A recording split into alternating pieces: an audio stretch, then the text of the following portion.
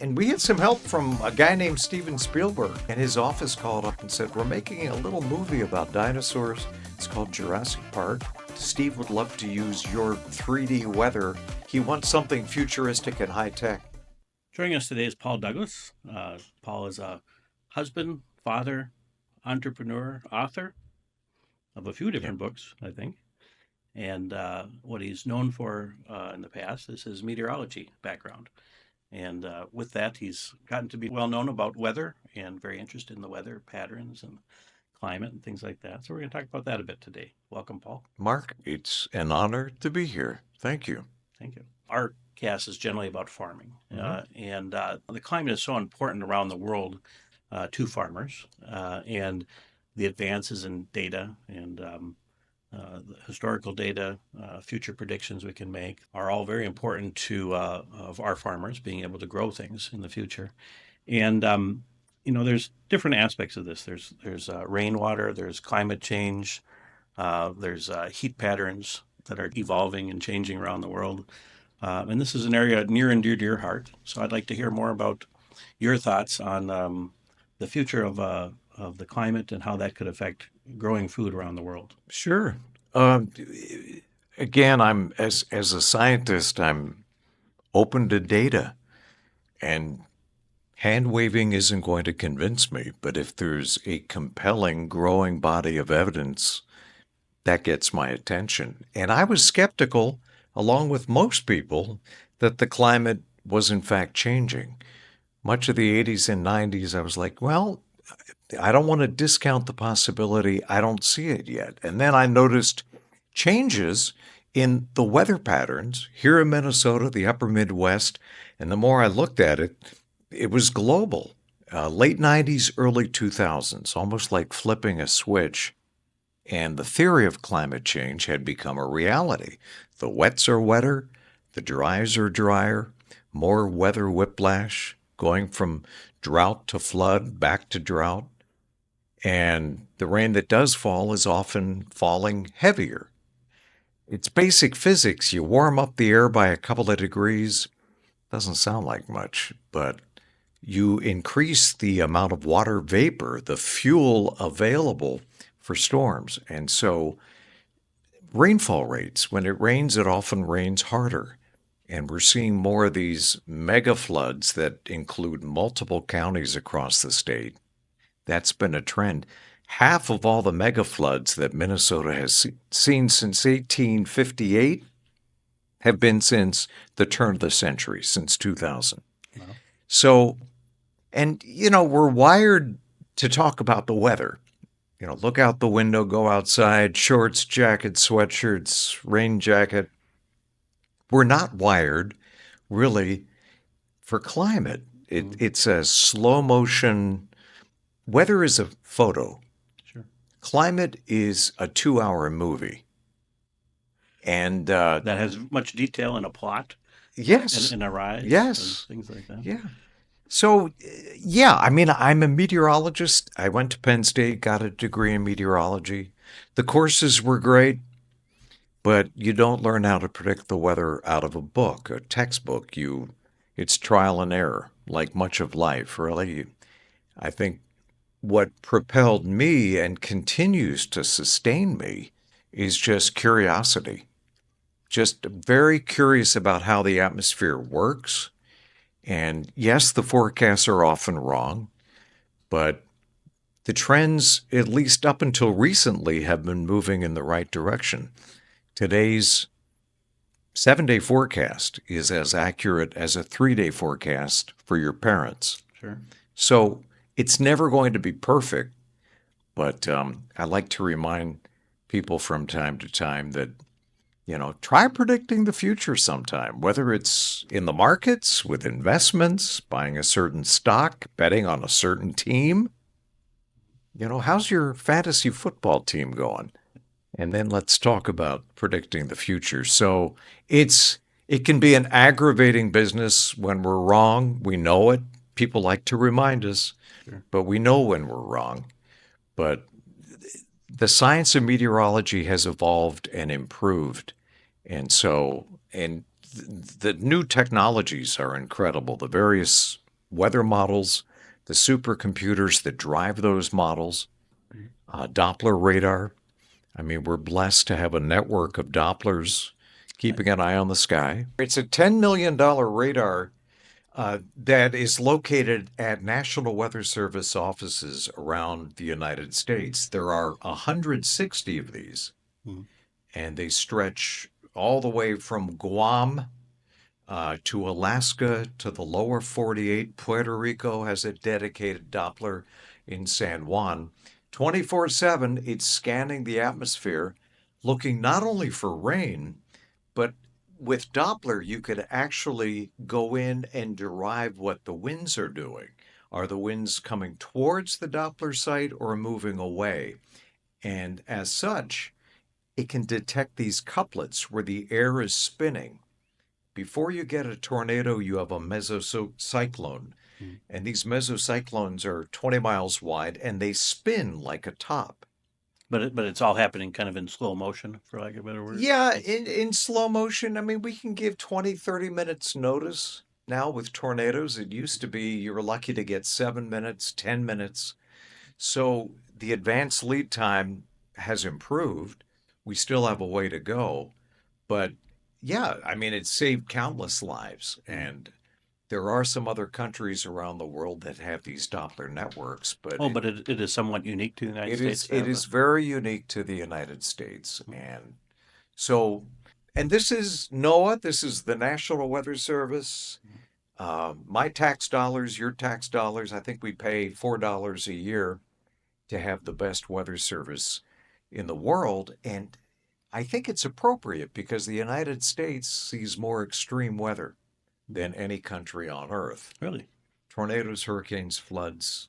Is that because that we're surrounded by oceans, that we have more terrain, or what are the? It's a great question, Mark. And yes, it's a function of the size of the nation and also the geography. The fact that we have dry desert air in the west, we have chilly air coming in from Canada, we have Gulf moisture brimming with high humidity and high temperatures coming in from the Gulf. And, you know, it turns the United States into one giant mosh pit of crazy weather. So, yeah, and we get our fair share of that right here in Minnesota. But we have the most extreme weather on Earth. And some of that, as somebody pointed out to me, is because the Rockies are north-south. Unlike in Europe, the Alps are east-west, and that acts as sort of a natural barrier. As are the Caucasus when you get over in Yeah, that area. Yeah, exactly. And that slows, I mean, you still have the contrast between hot and cold, dry and moist, but just the orientation of the main mountain range can make a huge difference in how fast this all happens and what the repercussions can be. So, sort of a combination of factors leading to this crazy pattern that we have here in the U.S. But Europe sees its fair share of tornadoes, so does Russia. So, but we see the most. We are the capital of tornadoes. So you've developed several entrepreneurial endeavors around the weather, going back a decade or more. Tell us some about those, and what are some of the problems you've been trying to solve with some of your businesses you've created? I realized early on I didn't want to stake everything on the media. Yeah, I enjoyed television, radio, I still do, but it's like how I imagine being in the NFL. You have a couple of good years and then you're out, right? So make hay while you can. Well, yeah, I mean, that was my safety net. In a weird way, having a salary from a television station allowed me to pay my mortgage and pay the bills and place some bets in the evening and on weekends during my personal time. I was bored with the weather graphics I was using at Care 11 back in the 80s. I got here in 83, and I was at a national conference, the American Meteorological Society. A gentleman from Japan put on a presentation, a concept of 3D weather, and he got a standing ovation. And it opened your eyes. Yes, I looked around and every TV meteorologist was salivating. So I went up to him and I said, "This is great. I'd love to have this for my viewers in the Twin Cities." And he kind of laughed at me. And he goes, "You need a $5 million Fujitsu supercomputer to run this. Do you have $5 million?" And I think I said something snarky like, will you take a check?" And, But and that wasn't for you. That was for your network. yes. So I came back. Long story short, the third programmer, the third developer I shared this vision with was able to turn the vision into a tangible reality using silicon graphics workstations. Now you could do it on an iPad. Or your But phone. Yeah. back then you needed some heavy iron to be able to, with the graphical CPU capability, to create these three-dimensional fly-throughs where you're going under the clouds, kind of a space shuttle view. And we had some help from a guy named Steven Spielberg, who Wow. somehow got wind that we were doing 3D weather, which we debuted on Care 11 in 91, I think it was. And his office called up and said, "We're making a little movie about dinosaurs. It's called Jurassic Park. And Steve would love to use your 3D weather. He wants something futuristic and high tech." So after you gulped for a while, and Yeah, well, like what? Mhm.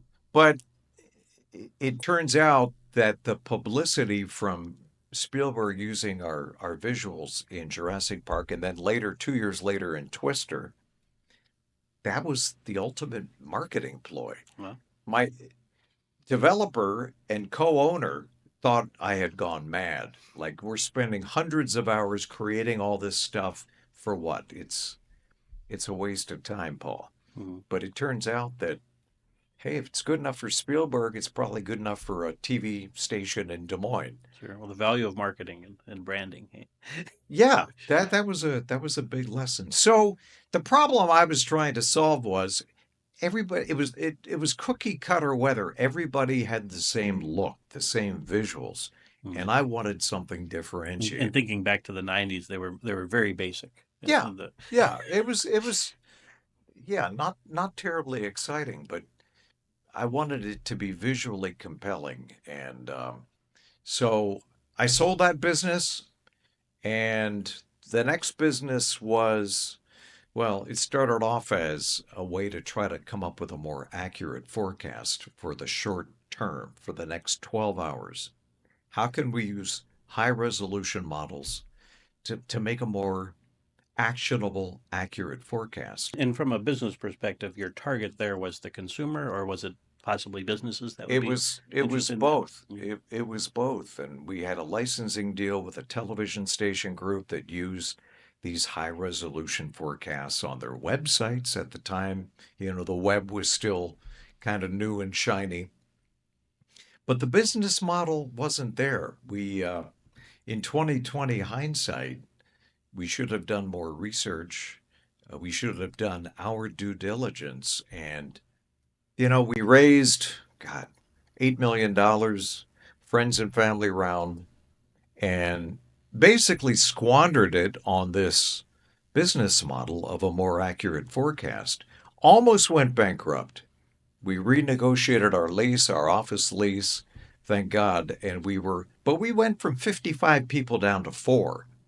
And then we reinvented ourselves. We said, look, we've got all these Oracle servers, all this technology. Let's focus more on the user experience on here. Mm-hmm. And back in 2000, these were not smartphones. Right. They were lousy little flip phones. Mm-hmm. But we put Doppler radar on a flip phone and charged, what did we charge? $1 a month? And it scaled. It had 90% gross margins. Oh. And so that took off. We sold it to Garmin in 2007. They weren't interested in the business model. They could care less about phones. Really? They wanted our developers. Well, They said, well, if you figured this out, maybe you can help us. We got 10 other problems that we need to solve. Yeah, exactly. So Yeah. you never know how things are going to work out. And sold that to Garmin in 2007. Should have quit, should have stopped. But as you know, There's always another shiny object, There, another niche, another opportunity. there's no lack of opportunity throughout the world. Yeah, I think it's easier if you're single. Mhm. Being married with kids and, your wife looking at you, you did what with our money? Right. Or why are you going on this trip to Yeah. for business development? You want a second mortgage on our house to do what?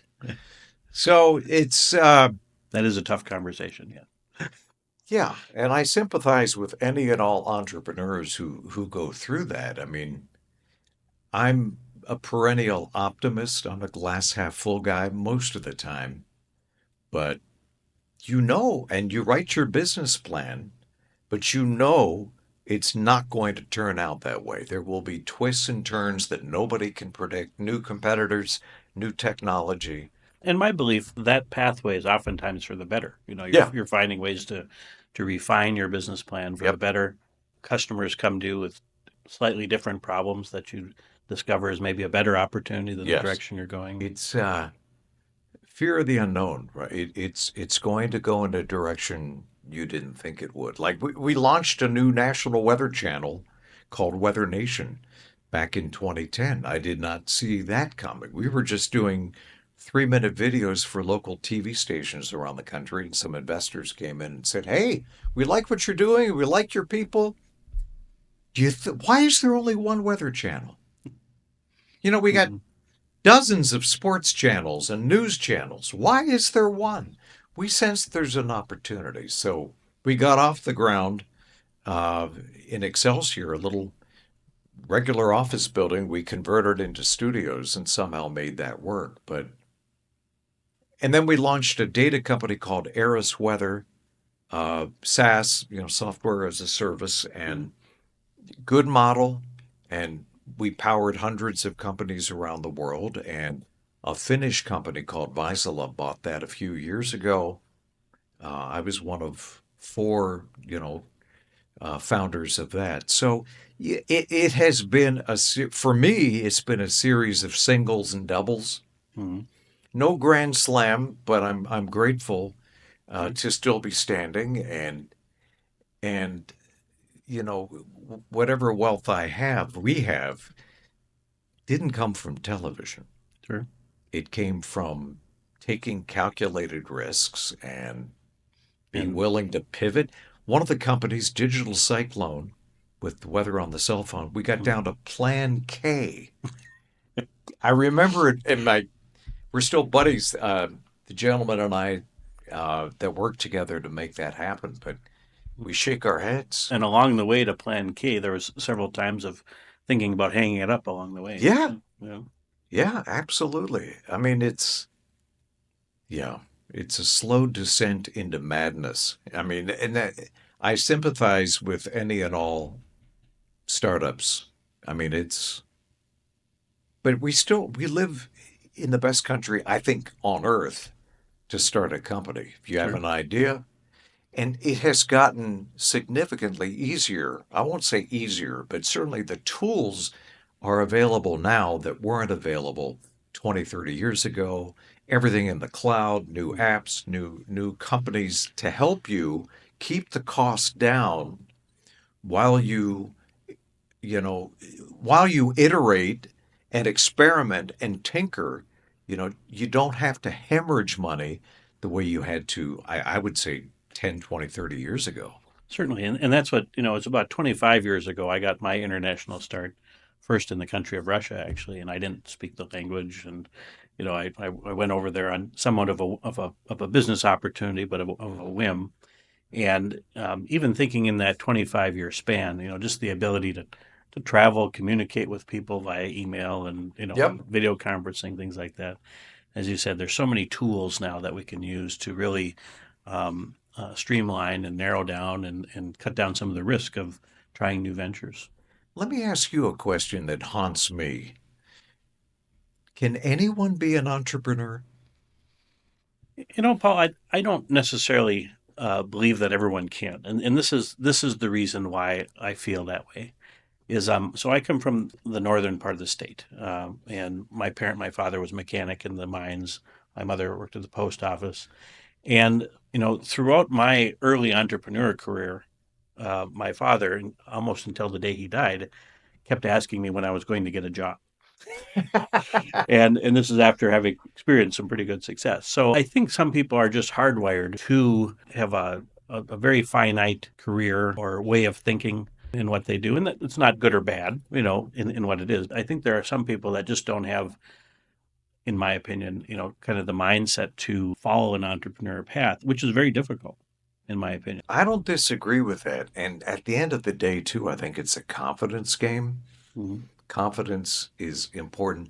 One thing my wife keeps reminding me that, you know, I'm no genius.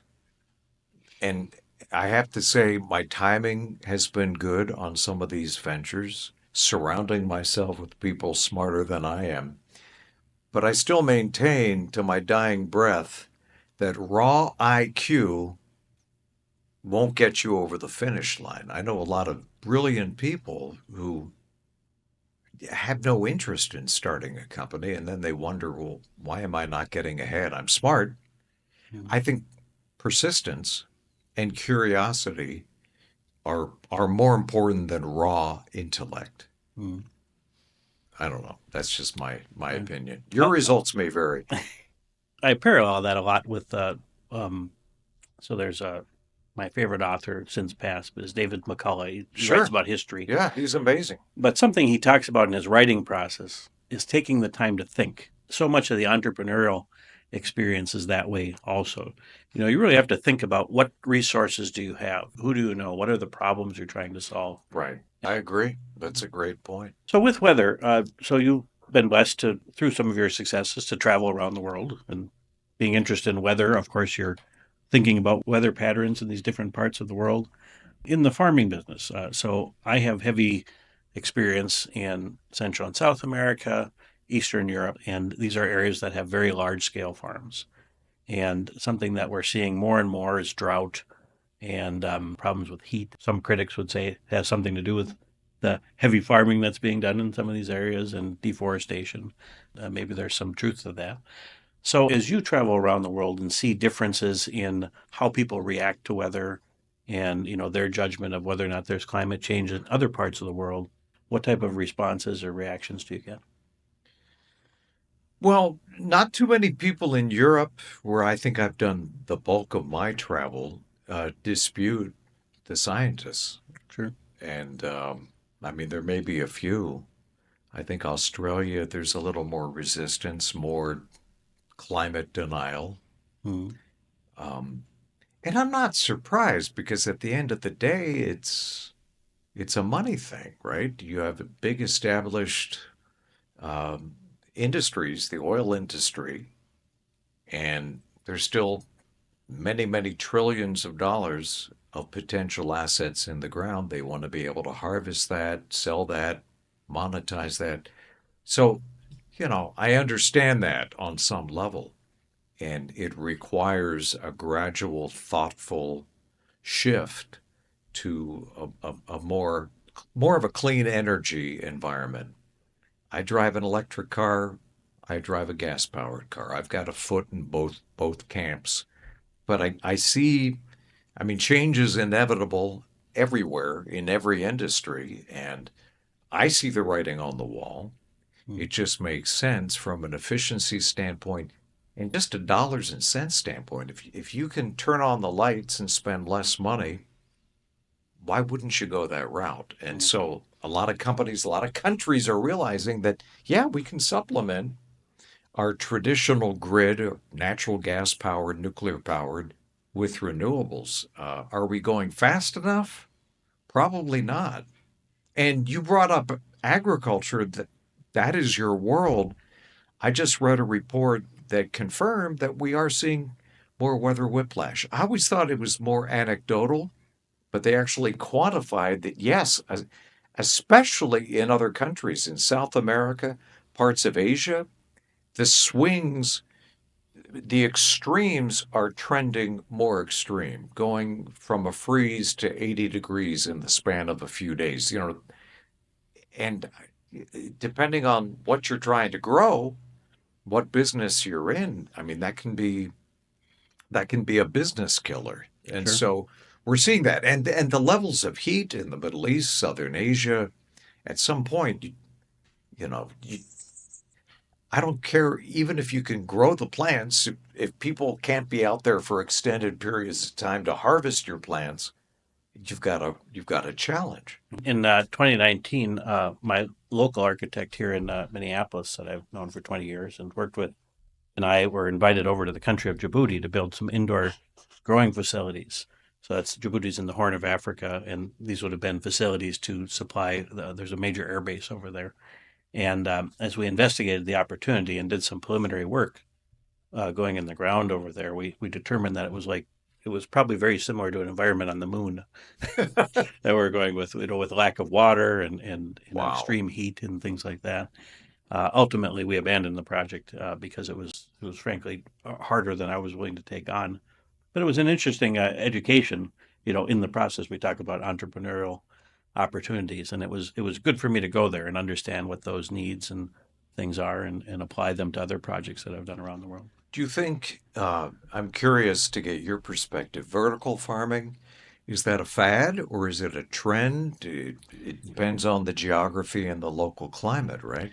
It seems to, for the most part, been somewhat of a fad. And this happens oftentimes in the finance world. People get behind an idea and then money pours out. It's kind of the fear of missing out. Right. Unfortunately, it seems to have been something that most of the companies that have, and this is something I track quite closely, most of the companies that have raised a lot of money for that have essentially petered out or gone out of business. There are some specific niches and highly perishables where the indoor vertical farming relates more to logistics and transit. Something to think about with highly perishable herbs, for Hmm. instance, is if you grow a mint or something like that. Literally, if you think about growing it in your own garden, every day that you've cut it, it degrades over time. So being able to put indoor or vertical greenhouses closer logistically to where you can, supply it to makes some sense. But there's just so many other things that just don't work in vertical greenhouse Hmm. environments. And generally speaking, I would say it's a space that has not, if you were to have invested across the spectrum, it's one that probably will not have been a very good investment, with the exception of some winners that have had a specific niche. Right. Interesting. You've written a few different books related to weather, and one of them is aimed at a younger audience. Yeah, because I talk to a lot of kids and they're depressed, they're anxious about climate change. It's like, thanks. Your generation Did this to us. should have figured this out, but thanks for dumping it in our lap Hmm. and walking away. So So, what is the age this is geared towards? it's 8 to 12-year-olds. It's called A Kid's Guide to Saving the Planet. It's not hopeless, and we're not helpless. And yeah, after my first grandson was born, Jordan, I thought, I've written a few books. Um, I really should address this and try to come up with a message that is hopeful and that maybe inspires some of the readers to get involved, to find a career. If you're really truly anxious about this, and I think everybody should be paying attention. And you know what, Mark? It's the one thing that unites all of us. In spite of political differences, we love our kids. Hmm. We love our grandkids. Why would we do anything to make it harder for them, For their futures. for their futures? Hmm. And by ignoring it or disparaging it or calling it a conspiracy or whatever, you are inadvertently making it harder for your kids and their kids.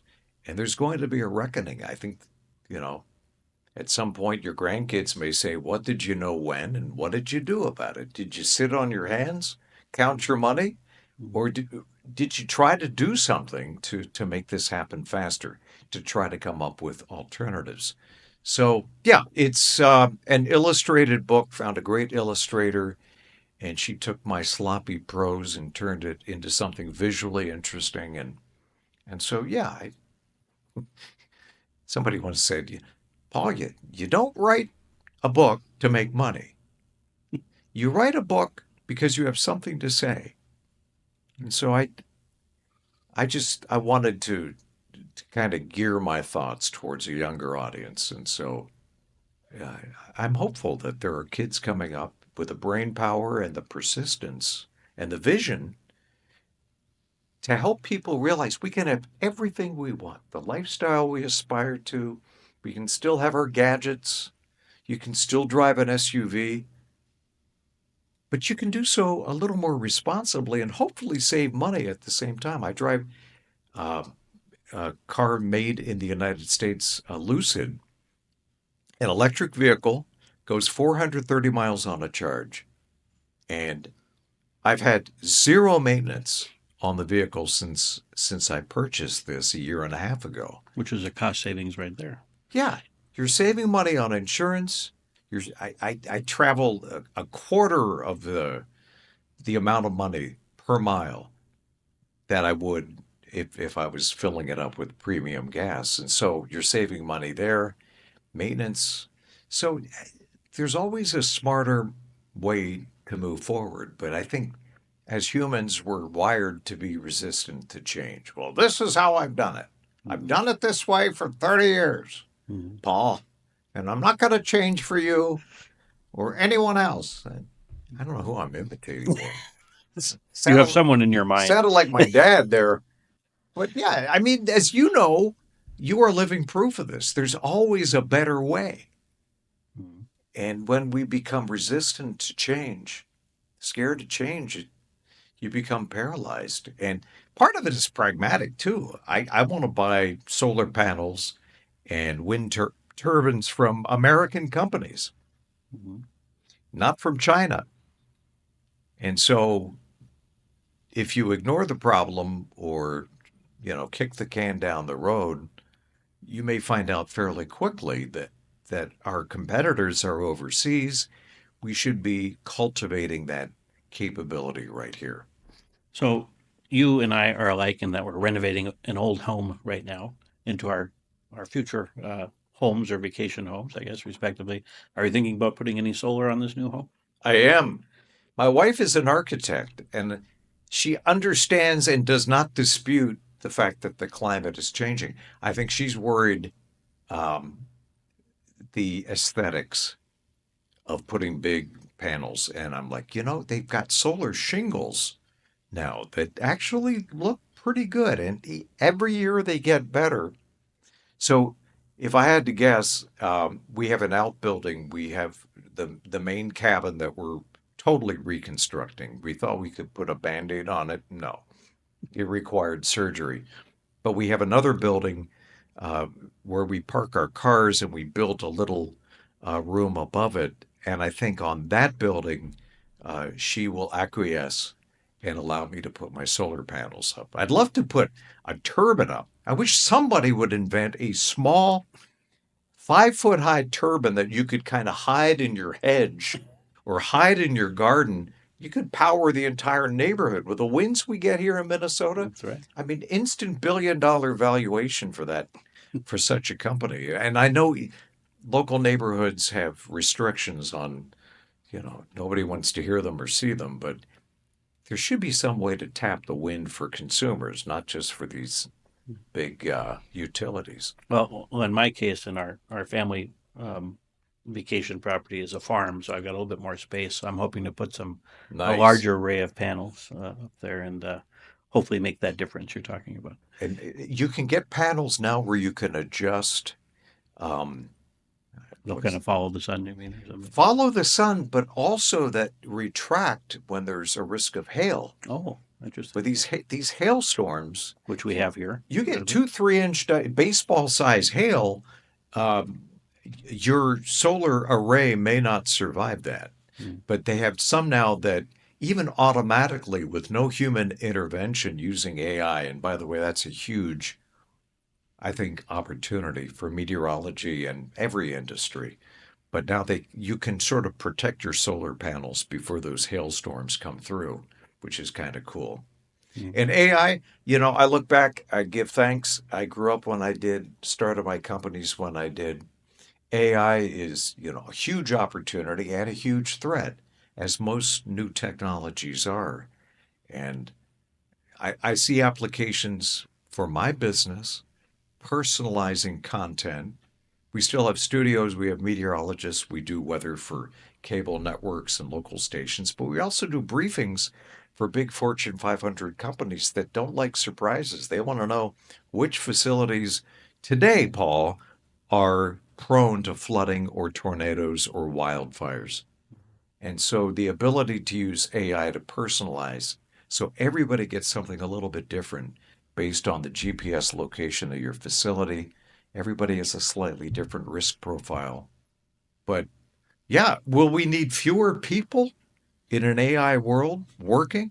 Likely.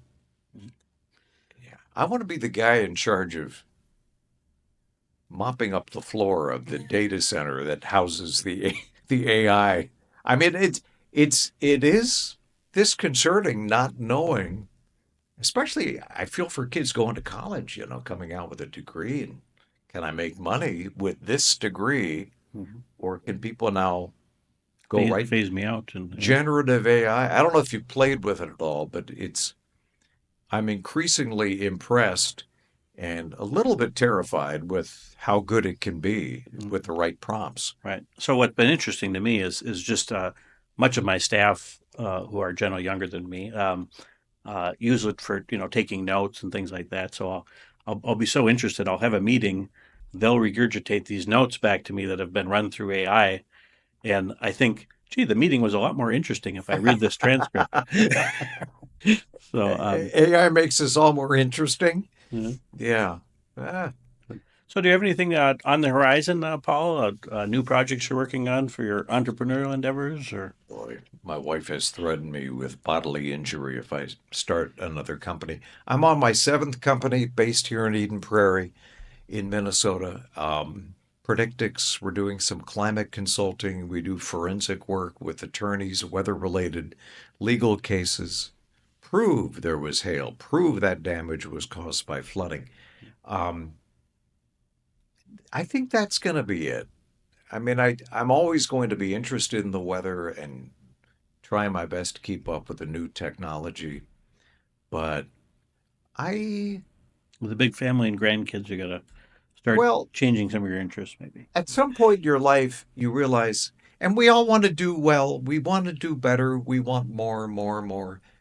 At some point, you realize the most important metric isn't money, it's time. Mm-hmm. It's quality time with the people you care about doing what you love to do.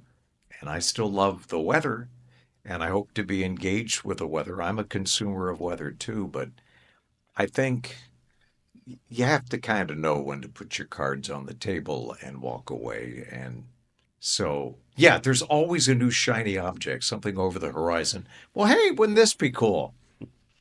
But I have to fight that urge, Mark. Well, I encourage you to fight it and take advantage of the other things that you have going on in your life. So thanks for being here. Your perspectives on weather and the things around climate change have been invaluable to us, and we hope to see you around again. I wish you the very best, Mark. Congratulations on your success and encouraging many others to take those same steps. Well done. Thank you, Paul. Mm-hmm.